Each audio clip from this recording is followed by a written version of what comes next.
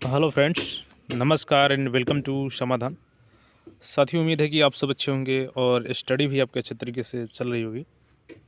और Bihar SSC second inter level का form जो आप लोग 11 दिसंबर तक भरे हैं, चूँकि पेमेंट का लास्ट डेट आपका 9 दिसंबर था और बहुत से लोग पेमेंट भी नहीं कर पाए, इस वजह से वो लोग फाइनल सबमिट भी नहीं कर पाए। लेकिन जो पेमेंट कर चुके थे उनका फाइनल सबमिट का ऑप्शन 11 दिसंबर तक था। उससे भी बड़ा सवाल ये है कि जो फॉर्म में काफ़ी लोग गलतियाँ किए हैं, चाहे वो जेंडर को लेकर के है, एजुकेशन को लेकर के है। बहुत से लोगों ने पासिंग ईयर ही गलत डाल दिया है, किसी ने जेंडर गलत डाल दिया है। तो इन सब को लेकर के छात्र काफ़ी परेशान हैं और लगातार उन सबका क्वेरी है कि आखिर सुधार का ऑप्शन कब मिलेगा। तो यहाँ पे हम लोग ऑफिशियल नोटिस के माध्यम से समझेंगे कि आखिर आपको कब और कैसे मिलेगा। ये तय है कि आपको सुधार का ऑप्शन मिलेगा, लेकिन आपको उसके लिए कुछ यहाँ पे अपने स्तर से काम करना होगा। जो मैं यहाँ पे बता रहा हूँ ऑफिशियल नोटिस के माध्यम से, इसको अच्छे से आप लोग समझेंगे तो बिल्कुल आपको यहाँ पे सुधार का मौका मिलेगा और आपके फॉर्म में सुधार भी होगा। तो ज़्यादा आपको परेशान नहीं होना है। अब चलिए इस नोटिस को देख लीजिए और समझ लीजिए अच्छे से। अब जैसे कि यहाँ पे देखेंगे कि ऑफिशियल वेबसाइट पे इसका लिंक को क्लोज कर दिया गया है। तो छात्र परेशान है कि लिंक तो क्लोज हो गया, अब तो सुधार का ऑप्शन नहीं मिलेगा। बिल्कुल मिलेगा आपको, यहाँ पे परेशान नहीं होना है। अब जैसे यहाँ पे मैं आपको एग्जांपल दिखा दूँ, जो आपका यहाँ पे थर्ड ग्रेजुएट लेवल का फॉर्म भरवाया गया था, वो आपका यहाँ पे 1 जून तक फॉर्म भरवाया गया था। 14 अप्रैल से यहाँ पे 30 पास दिया गया है, लेकिन 1 जून तक लास्ट आपका फॉर्म सबमिट कराया गया था।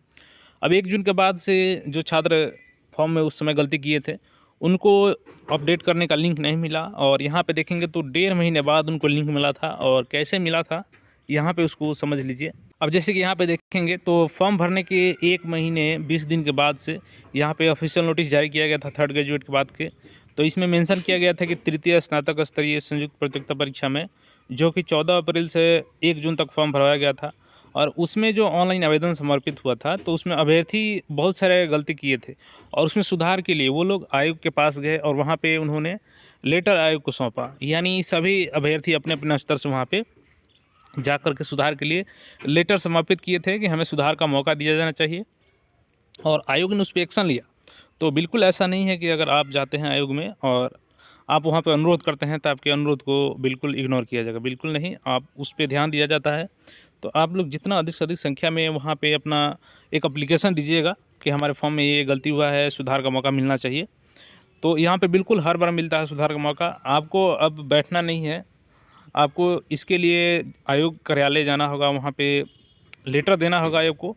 और जब लेटर ये दिया गया था तो वहाँ पे देखिए क्लियर मेंशन किया गया है आयोग के द्वारा कि जो कतिपय अभ्यर्थियों द्वारा ऑनलाइन आवेदन में त्रुटि के दृष्टिगत परिमार्जन हेतु आयोग के कार्यालय में अभ्यावेदन यानी आवेदन दिया गया था कि सुधार का मौका मिलना चाहिए। अब कार्यालय में प्राप्त आवेदन की समीक्षा के उपरांत तो उसको समीक्षा भी किया गया आयोग के द्वारा, और फिर उस पर विचार लिया गया कि नहीं, ऐसे छात्रों को सुधार का मौका दिया जाना चाहिए, और सुधार का मौका भी मिला था। जैसे कि यहाँ पे देखेंगे तो आपको इस फॉर्मेट में दिया गया था, क्योंकि इसमें फॉर्मेट भी मिलता है, सुधार का मौका मिलता है, तो इसमें सारा चीज़ पहले से टाइप रहता है।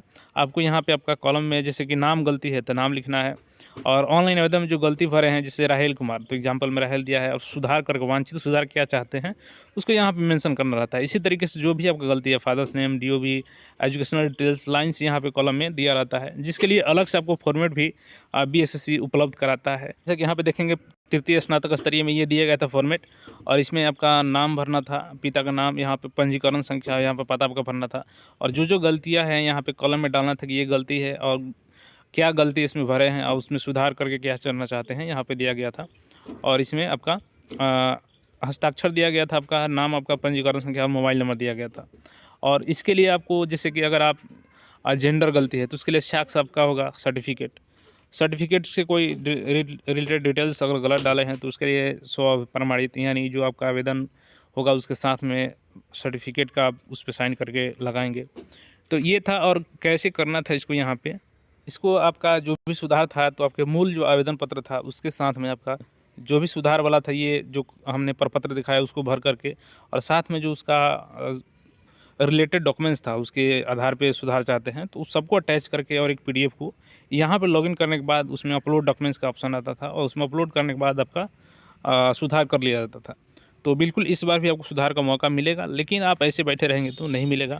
उसके लिए आपको जाना होगा आयोग कार्यालय। जिनका भी वहाँ पे गलती हुआ है, आप लोग वहाँ पे आवेदन दीजिएगा, और आवेदन के साथ में अपना जो भरे हैं फॉर्म ऑनलाइन, उसका भी वहाँ पे कॉपी एक लगा दीजिएगा साथ में, ताकि आयोग वहाँ पे समीक्षा करे कि ऐसे ही दे दिया है या उसमें त्रुटि है। तो आवेदन और साथ में आपका एक एप्लीकेशन लिख लीजिएगा कि ये गलती है, हम सुधार चाहते हैं। तो जितना अधिक हो सके आप लोग आयोग कार्यालय में पहुँचिएगा, तब को बिल्कुल यहाँ सुधार का मौका मिल जाएगा। तो इस वीडियो को अधिक से अधिक छात्रों के साथ में शेयर करिए, ताकि सभी को ये पता चल सके कि कैसे सुधार का मौका मिलता है और सब लोग वहाँ पे पहुँचकर अपना अनुरोध दर्ज करवा सके। तो इसी अपडेट के साथ उम्मीद है कि आप लोग ज़रूर ऐसा करेंगे तो आपको यहाँ पे बेनिफिट मिलेगा इसका। और बाकी अपडेट्स के लिए चैनल को सब्सक्राइब कर लीजिए, चूँकि अभी एग्ज़ाम में भी डिले हो सकता है, इसके रिगार्डिंग भी जल्द ही वीडियो आने वाला है। मिलते हैं नए अपडेट में। धन्यवाद।